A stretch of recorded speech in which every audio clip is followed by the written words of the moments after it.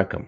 நான் சுபவீர பாண்டியன். நேற்று சிகாகோ சென்றிருந்தபோது வலசை சென்ற வண்ணமயில்கள் என்று ஒரு ஹைக்கூ கவிதை நூலை எனக்கு கொடுத்தார்கள். அந்த நூலில் எழுதியிருக்கிற கவிஞர்கள் அனைவரும் பெண்கள். கல்பனா, கனிமொழி, நளினி, மேனகா, ராஜி, ஷீலா என்று 6 பேரும் தானும் எழுதியிருக்கிற கவிதைகளை தொகுத்திருக்கிறார் அன்புடன் ஆனந்தி. அந்த கவிதைகள் எல்லாம் ஒருவிதமான மகிழ்ச்சியை மட்டுமல்லாமல் சோகத்தையும் சுமந்து நிற்பதை பார்க்க முடிந்தது. அவர்கள் எல்லோரும் அமெரிக்காவில் வாழ்கிறார்கள், மகிழ்ச்சியாக இருக்கிறார்கள். ஆனால் தங்கள் மனம் இன்னும் தாய்நாட்டிலும் தாய் வீட்டிலும் சுழன்று கொண்டுதான் இருக்கிறது என்பதை அந்த கவிதைகள் காட்டுகின்றன. அவற்றுள் ராஜி வாஞ்சி என்பவர் எழுதியிருக்கிற ஒரு கவிதை மருத்துவமனையில் தாய் நேரம் நகரவே இல்லை, விமான பயணத்தில் என்றிருக்கிறது. தாயை மருத்துவமனையிலே சேர்த்துவிட்டு அமெரிக்காவுக்கு புறப்பட்ட போது மனம் என்னவோ மருத்துவமனையில் தான் இருக்கிறது.